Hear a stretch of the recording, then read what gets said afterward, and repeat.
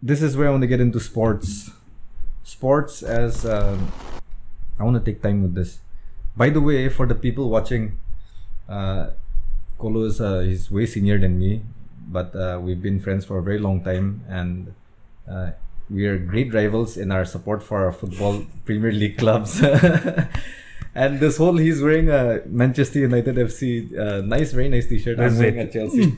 This was not planned in any way, right? Not planned. It just so happened that we wore this, and I found it very funny also, but very nice that I came in United shirt, and Asalie came out in Chelsea. Right.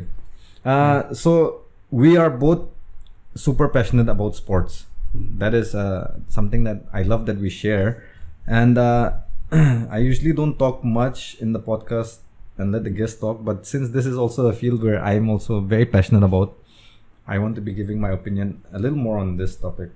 But for you, sports, how did that passion, the love of sports, how did it start? And just before we get into what you're doing right now, but how did it build up the whole passion for sports? Like I said, in our childhood, we grew up spending most of our time in the sports field, football field. My house is near the football field, only in my village. Right. So in the jungles, in a football field, that's how we started. I developed interest in sports, but didn't play so much. But as I grew older, I think sports stars, football stars like Maradona. Maradona perhaps will be one of the first persons who inspired me. Late 80s.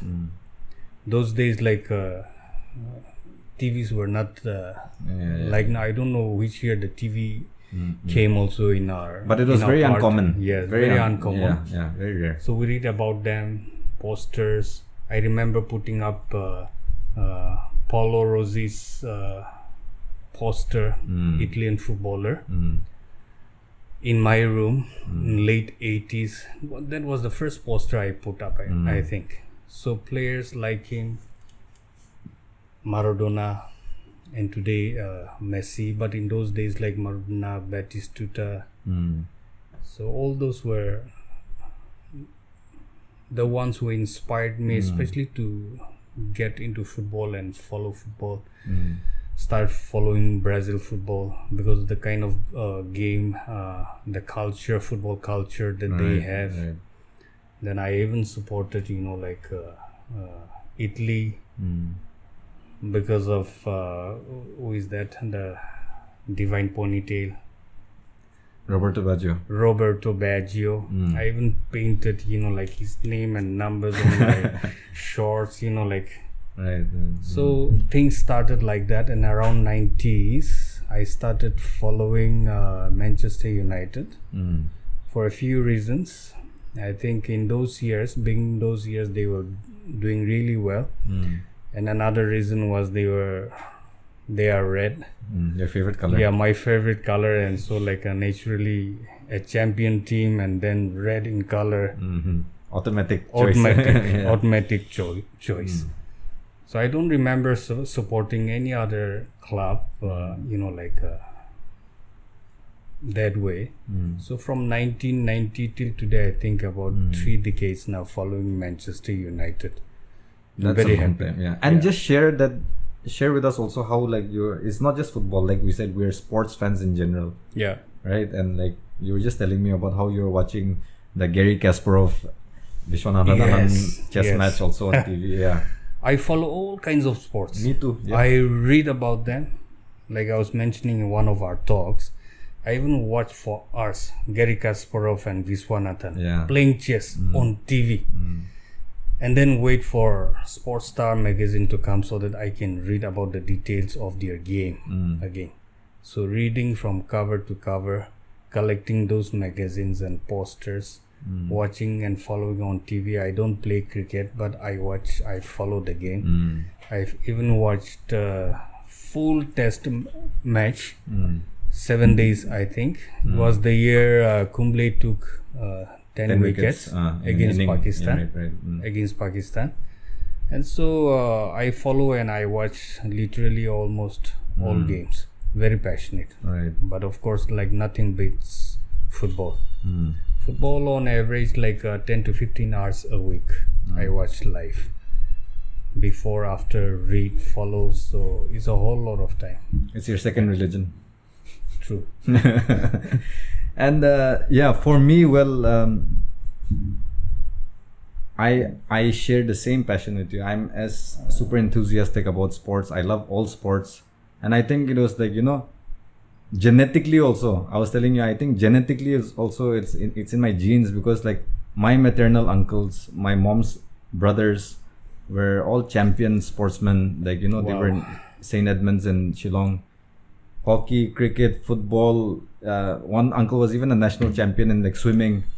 And their trophy cabinet at my grandmother's house was like full of trophies. And on my paternal side, my father was he was a great footballer, as I'm told by many of like my uncles and his friends.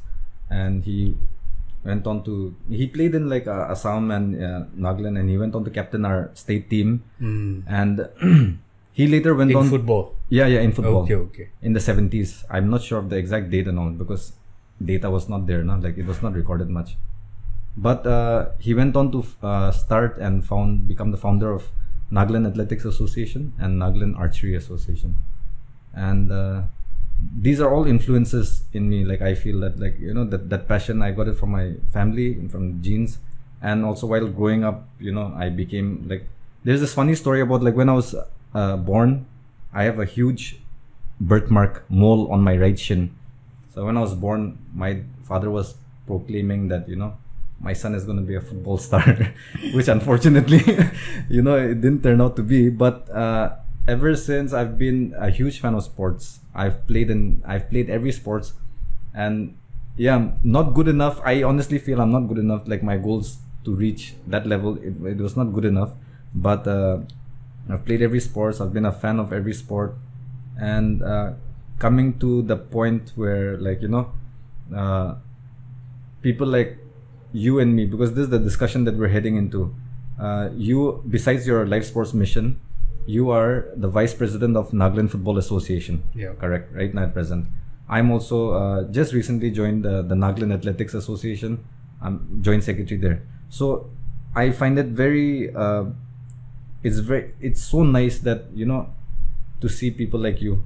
And I'm also happy to be in the position who are passionate about sports, getting into associations and trying to become active agents of change, and like bring development of the sports industry, development of sports persons, however it may be. So I'm really excited that I'm entering this new phase of my life, and I'm happy that people like you are in it also. And this is the discussion that I want to continue right now, starting with Nagaland football and our the condition that football is in generally in Nagaland. Let's start with just you giving your general thoughts about it right now. The state of football in Nagaland.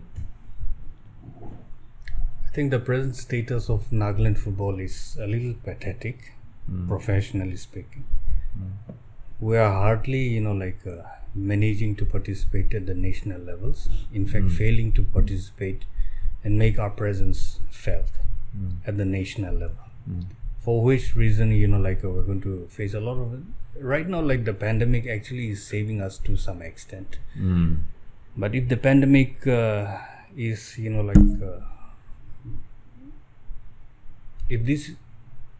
if it is not for this issue,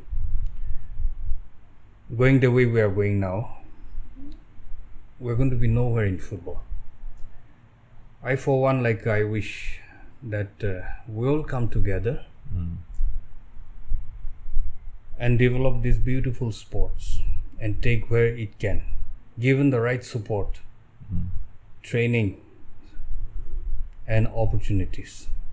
I believe that Nagaland footballers, both boys and girls, can become professional. But there is hardly any grassroots, serious grassroots training.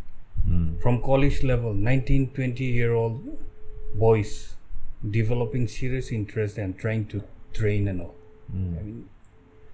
starting that late will get us nowhere.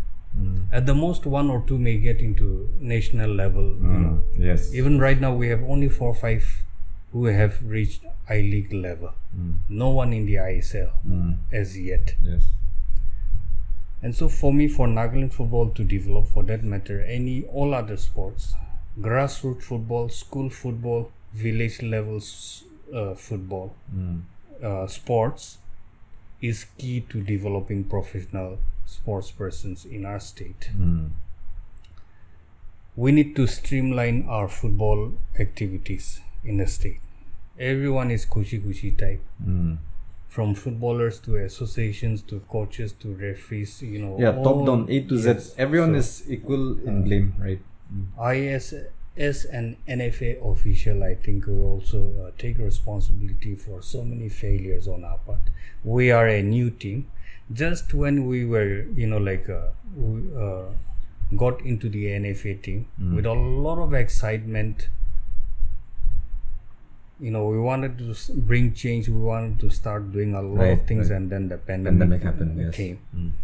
It's not an excuse as such, but I think every department we have to, come together, from players to coaches to the officials to referees to players. All of these stakeholders in the football setup have to come together. Blaming one another, playing the blame game is not going to help us. I totally agree with you on this, because you've spoken for football in particular because you're with the association, but this speaks largely in volume for the whole condition of sports in Nagaland, right? Do you agree with that? This is not just for football. It's like what you explained sort of perfectly explains what's happening with the situation of sports in Nagaland right now. And people need to understand, society needs to understand that sports is such a huge, I'm just talking in terms of financial numbers, but it's like what sports today is a $500 billion industry. It has millions and millions of employment opportunities, and we need to encourage more of this. I feel it's not encouraged enough. I keep saying this, that it's a good thing that music is doing well. At least it's picking up in the past few years, especially with Music Task Force, which eventually came into TAFMA. So Sports Task Force could be an option for fast tracking the development of growth. That's one option. I wish that happened. Yeah, something like that along those lines, right? We need that kind of focused development and programming, streamlining. And are you aware that there's no Sports Task Force, but we have a state sports council?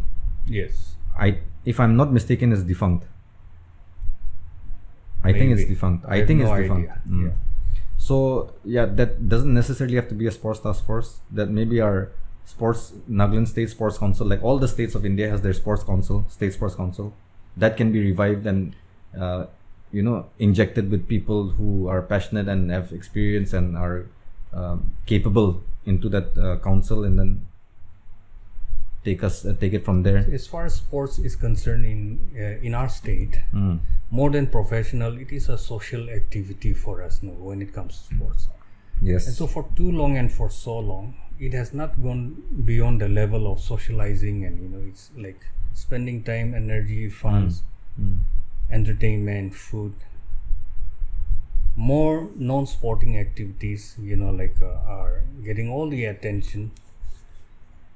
So-called sports funds in village, from village level to top level, 80-90% of the funds are used in non-sporting activities. Hardly 10-20% used for sports activities. There are sports associations, or even in my village level, EKHEL, one colony will generate about 1 lakh or 2 lakhs. Hardly 10%, 20% will be used for preparing sports kits and sports training. The remaining 80-90% will be spent on buffaloes and pigs and the festivities, dog meat and chicken, so called to nurture the sports persons. but we are not willing to buy even a good set of jerseys for sports persons, which I want to encourage all the village sports level associations, the area and then district level associations to refocus themselves in spending their resources and funds on sporting activities, from training to actual sports kits and activities during the sports events. We are event oriented. Much of our funds, we have little fund, but the little fund that we have also are spent wrongly actually. You mentioned this, and I'm this is also my thought. I share the same thought. Everyone is to be blamed, maybe not equally, but everyone is to be blamed. Let's start with the government, past, present government. Let's start with the people in that department. Let's start with the associations. People are holding posts in associations. Let's start with coaches and the training staff, all the way down to the players. The players who are not disciplined enough or don't have ambitions, and then it trickles all the way down to the public also, because indirectly they are also hampering the potential of sports, because they see it, like you said, as just a hobby, or as just, they don't see it as a potential career space. They don't see it as an industry that could be providing us with revenue, employment, so many things. So the blame game is there. Like, let's take that out of the picture. Everyone is to blame. What can we do from here? What, for you, in your opinion, being a stakeholder of sports in Nagaland, what are you going to aim at, or what do you think is the first areas that we need to start targeting to make a change in? Is it with the associations? Is it with the government department? Is it with the players? What do you think is the main approach? As far as I'm concerned, I think in specifically football, we're still in the basics level professionally. We're hardly existing, we are hardly functioning under the AIFF. So for us, like, we have to start from the level of registering our players, young and old, boys and girls, registering our football coaches, our referees, streamlining our association and activities, come up with football calendars. Right now there is no calendar. 3, 4, 5 major tournaments can also happen simultaneously. So many things, and proper leagues, except 1 or 2, like a few districts are doing leagues, but the rest are not. And so everything is, like a freestyle and not professional as such. So I wish that we streamline all of this. It's going to take time, but definitely it will take time. Sooner or later we have to start doing all this, so that 1 year, 2 years, or at least by the end of our tenure, a few years down the line, if we can at least streamline all these things, and then proper training programs and activities can start happening. Otherwise, right now it's random and hit and run type of training and program all the time. And government also, like, either they don't spend, or any fund or any funding that comes also is mostly for events. I wish the state government, the YRS in particular, invest more in training than just supporting in terms of likes and course for the events. Events are also important to showcase and to create platform for the sports persons. But more importantly, I think investing in training will be good. And as far as coaches are concerned, I think now they are already, most are already employed in the government. But how I wish all sports coaches are on contract basis. Pay them well, even lakhs a month, just like in professional football clubs. They perform, they are there, get highly paid. They don't perform, they are out. Exactly. That way our sports persons and our sports teams and any sports, any discipline, I think can come up. They'll be kept on Not their to toes. blame those coaches who are already in service, but I think this will also inspire them to perform. I agree to that, to keep them in check. Yes. To make sure that they don't slack off just because they've got the job now. I agree with that. In addition to what you said, because like we said, where do we start? Like we were just discussing this earlier, right? Like when it comes to the sports industry or development of sports in general, everything is so broken. I know. The system, the infrastructure is missing. The even the Josh is not there, amongst the people that sports. So for some states, only the infrastructure is missing, right, or only the coaches are missing. So for them, it's easy to just focus on that specific area and then invest and then develop. For us, it's every aspect of sports. Where to start? So all of us, including the community, government alone supporting these ventures cannot. Any sports anywhere which is community, for example in Mizoram, most of their football clubs and sporting activities are community based. The community even come forward to support their local football clubs. Whereas a household, 50 rupees, 100 rupees, 200 rupees, like that. But when hundreds and thousands of household comes together, it sustains a club. Right. That kind of culture has to come even in our case. Annual area tournament, like a district tournament, all these things are not going to bring out professionals. All these are fun, social in nature, and therefore, in the end, it's amounting to wasting time, money and resources. Yeah.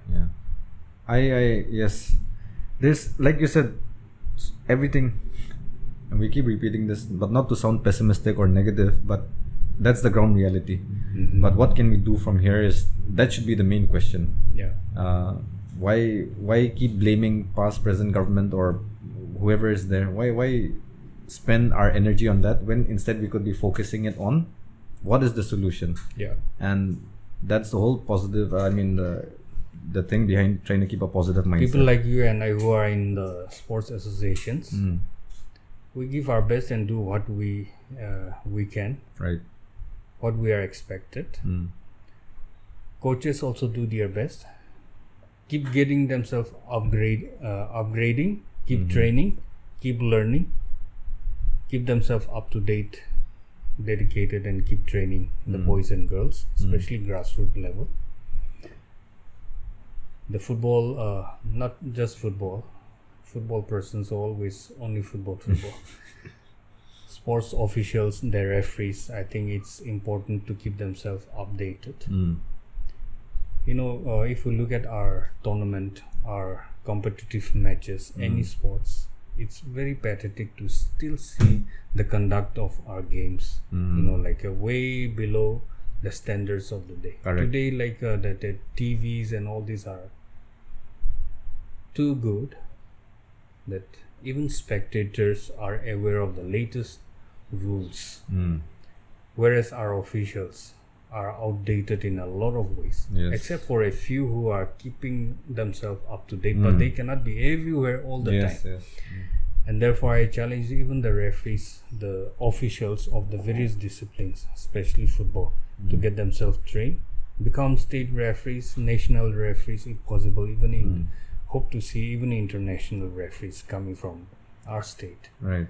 It's a huge opportunity, challenge, excitement. It can be also a huge profession for them, not just a namesake, choto-moto, get hazira and then conduct here and there type of it can be really professional venture for them also.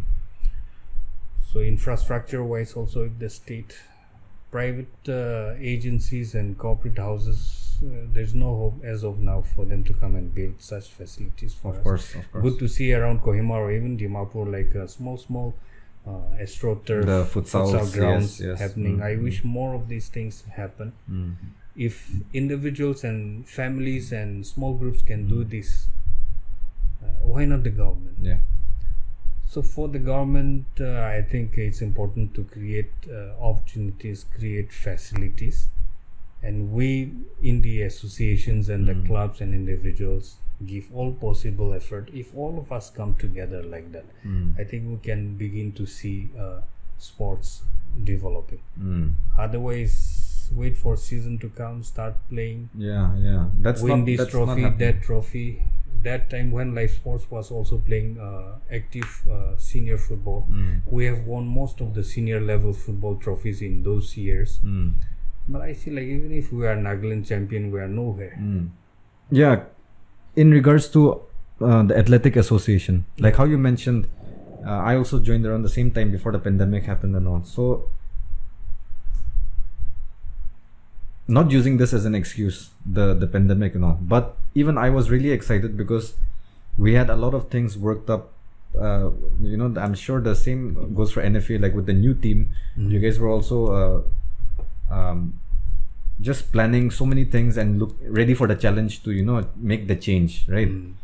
And one of the things I feel very strongly about is like associations has to be very active. Obviously, the injection of funds depends on the national bodies or the governments, but year-round activities, whether it's small or big, events, training, coaching, seminars, whatnot, but just year-round activity. One example that I stated last time also is like the American schools and the education system that they have set up in regards to sports.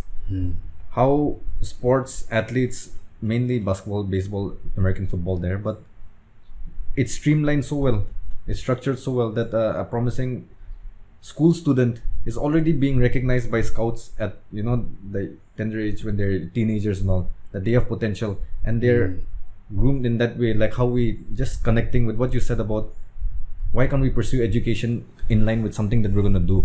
So these people, he's a good basketball player, he's going to be a good basketball player, they're already funneling him towards becoming a great basketball player.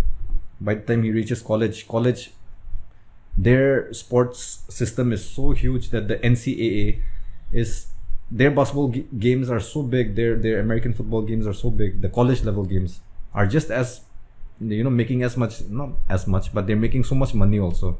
It's being televised. You see it here in India also. So besides having a non-stop running schedule, I feel that it should be integrated with the education system. Our sports is unfortunately just a side subject with the least importance, like in our education system. See, for us to have sports academies is challenging. Even the government cannot do so. How can private agencies do? So the best way in Nagaland situation is tie up with schools. Right. Institution is already there. Many schools have football grounds, and most villages, most towns have grounds. So for even in Shizami we have 3 grounds. So any school willing to do regular training and all, the grounds are all theirs. But one thing, like for everyone to participate in sports development in the state, starting from prospective and aspiring young boys and girls, parents especially, they also should be willing to pay for the training that their children will be undergoing. Paying hundreds and thousands of rupees for a piano lesson, guitar lesson, drums lesson, voice lesson, but not willing to pay even 100 rupees for football lesson, for a basketball lesson, or athletic training, because it's sports. That's how we treat sports. How can we develop Olympians or professionals in that? And so parents and teachers have to regard. Schools also can take this as a profession, seriously take as include in their curriculum, but parents also, I think it's important for them to see this as like a potential career choice, willing to pay, and with that payment take care of the coach's fee, pay the coaches well, and when they are trained and when they go to competitions, now the sports officials are engaged, referees come, officials to conduct and all, pay them well. So way, right from players up to the association level, if everyone is benefiting, if the clubs are benefiting, if officials are benefiting, it can be sustained and sports can continue. But in our case, Nagaland football, even at the senior level, only football coaches and footballers are benefiting. Club owners and team owners, they pay coaches and footballers. The rest, everyone is losing. We spend 2-3 lakhs to participate with a winning prospective winning team in a tournament, major tournament, even if we become champions, we get 1 lakh, 2 lakhs, whereas expenditure is double that. Right. And so it's only the coaches and footballers who are gaining at least something. So I believe like everyone must benefit to sustain. That's one of the reasons why I strongly say during the first NPL also, it's so important to regulate and design in such a way that the football clubs benefit. Right. Only then such leagues will survive. That was one of our main concerns actually. Yeah.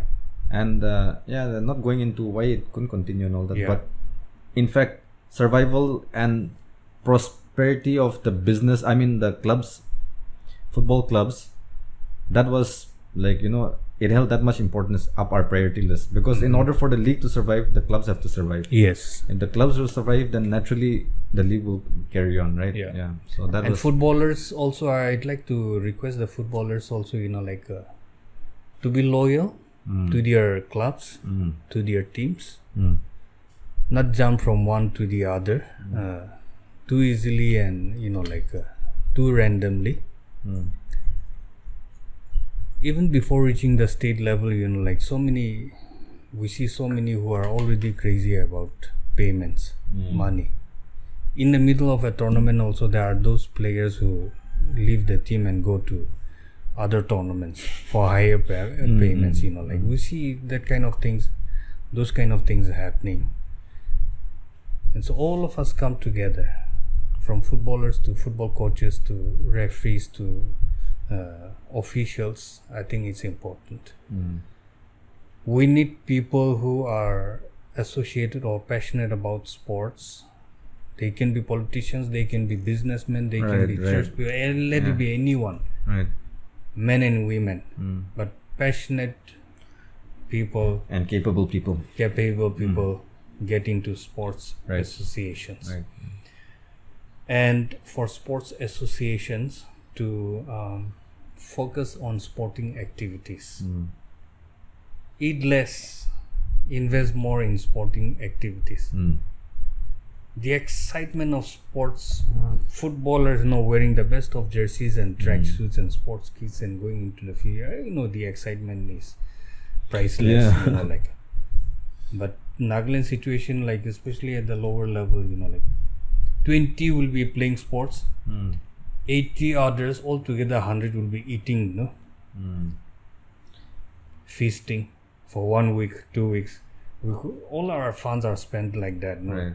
So with the same amount that we are getting, if we can invest in sporting activities, I think outside of the government also so much can happen. Yeah, so much can happen. Indeed, we have a lot of things to fix. We have a lot of introspection to do. Like we said, the blame game starts from the top to the bottom. So everyone has to, all the stakeholders, anyone who's involved with sports and the sports industry must reflect also. How can they change? How can they become better for the development of sports? Cut down on the food in sporting activities. One thing I'd like to suggest is to cut down on the unnecessary framed certificates and participation certificates, giving away to all the guests and participants, starting from the special guest down to all those who attended the program. All these are unnecessary expenditures, avoidable expenses actually, especially sports associations and students unions. How many frame certificates? What will we do with all those? Give the right kind of merit certificates to the students and to the sports persons. Yes. The rest, certification, framing, all these are unnecessary actually. Spending thousands and thousands every event. Yeah, like you said, I mean, this is one amongst many things that we have to get right with our situation and we have to fix. But I'm positive about it. Like you said, it doesn't have to. It might not happen in a year's time, 2 years time, even in our tenure, it might not happen. But I'm positive about the change. I think good things are going to happen very positive. Sports. That way, given the right support, the right trainings and opportunities, and the right facilities, I believe Nagaland will become a sports state. Right. I believe in 10 years time or 15 years time, we can have Olympians in a number of disciplines. Yeah, definitely. I feel the same All way. of us have to come together in this. starting with the government. Right. We are a government-based society, and therefore, like the government has to take note of this fact, and then like invest and help and get the right people engaged in sporting activities, right from the government department out to all the associations and every one of us. The sports policy, the government's new sports policy should be out and put into effect, like strictly. And like we said, there's so many things we can talk about, and we'll carry on. I think we've gone a little extra on this also, but sports is something that we're both passionate about. So I want to end it on this note. The Premier League. Give me your top 4 prediction. Who's going to finish first, second, third, fourth in the Premier League?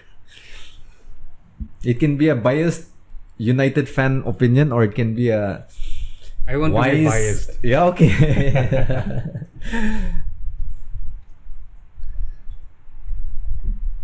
Man United, then City, Chelsea, and Liverpool. Okay. It's funny because mine is the same list with Chelsea and United switched. So mine is Chelsea, Manchester City, United, and Liverpool. That's how I feel also. But let's see. Just one game down, and such a long season to go. Good start for good start for both. Yeah. By the time this episode comes out, it might not be such a good start because another match will have been played and we don't know the result now. Yes. Yeah.